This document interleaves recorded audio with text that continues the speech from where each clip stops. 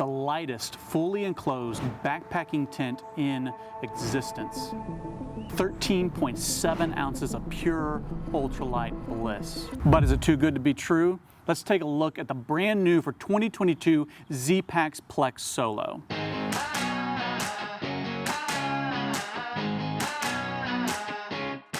Hey everyone, Steven here at My Life Outdoors, and today I'm talking about the brand new Zpacks Plex Solo, a tent that very well may be the lightest fully enclosed tent on the market. This thing is so new. I believe it was released just a little over 2 weeks ago. For instance, take a look at this. This is the build date for this tent.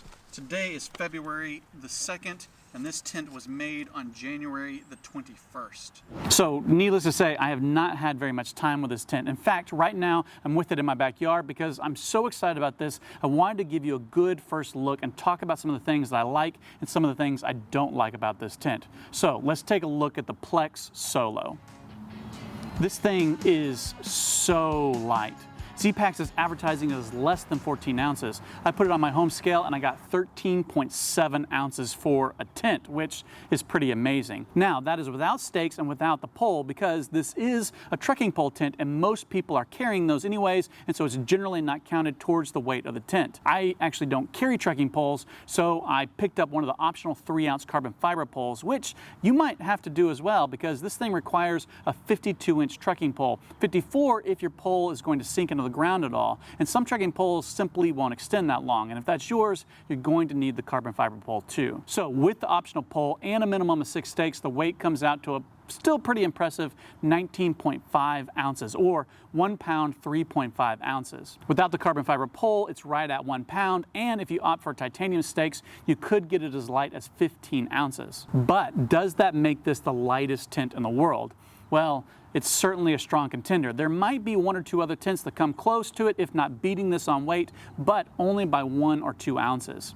All in all, pretty impressive for how much tent you actually get. Because this thing is actually pretty spacious. If you sit close to the netting, there's plenty of headroom on either side. You don't even have to sit that close to the middle. You can actually move pretty far back before your head starts to hit the side of the tent. There's plenty of room at the head of the feet for gear and even more room on the side for gear or a dog. One of the nice features about this tent is the generous bathtub floor, which is supposed to be able to extend up to 8 inches deep, but in my limited experience, I can only get it to be about 4 inches deep.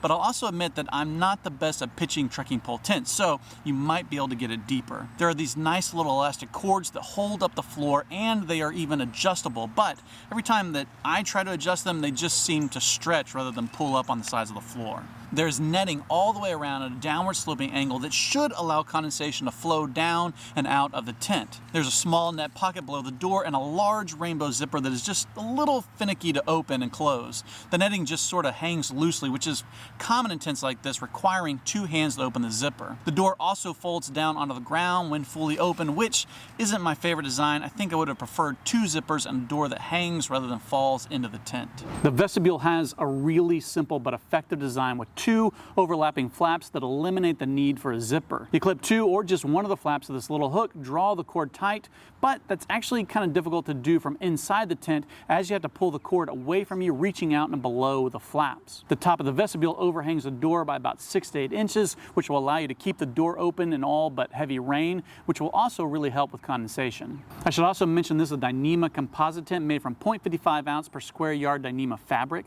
Dyneema is incredibly lightweight, stiff, and waterproof with no added silicone. And this tent is factory taped, so there's no need for seam sealing. I will say I am a little concerned about some of the factory taping. All the seams seem to be sealed on the outside of the tent, and as I'm going around setting up the tent a few different times, I've noticed that there's a lot of areas where the taping seems to be coming loose already, and I really haven't had this tent very long. I wanted to go ahead and try to give you a better idea of how to set up this tent. You're going to need a minimum of 6 stakes and at least 1 trekking pole or the carbon fiber pole I mentioned earlier. Lay the tent out flat, loosen the guy lines, and stake them out at roughly 45-degree angles from the corners. Insert your 52-inch pole into the upper pocket and stand it upright. I'm using a cheap trekking pole from Academy, and I find it easiest to shorten the pole a little, push it up, and then extend the pole to the ground or until it sinks into the ground if you're on soft ground. Then I stake out the front and the back and any remaining guidelines that you wish to use. I will note that this tent uses a minimum of 6 stakes, but can take up to 10 stakes if you stake out all the guidelines.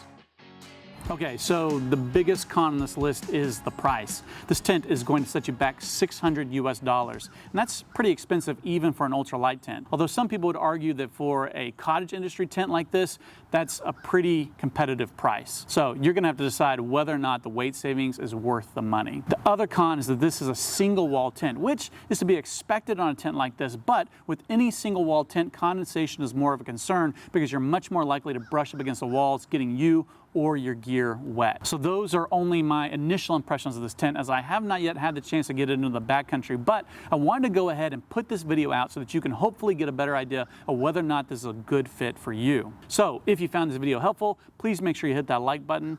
And if you want to support me in the videos I'm putting out, the easiest way is to simply watch, like, and subscribe. Or you can pick up one of my Take a Seat shirts at the link below this video. Make sure you're following me on Instagram at My Life Outdoors. And as always, thanks for watching.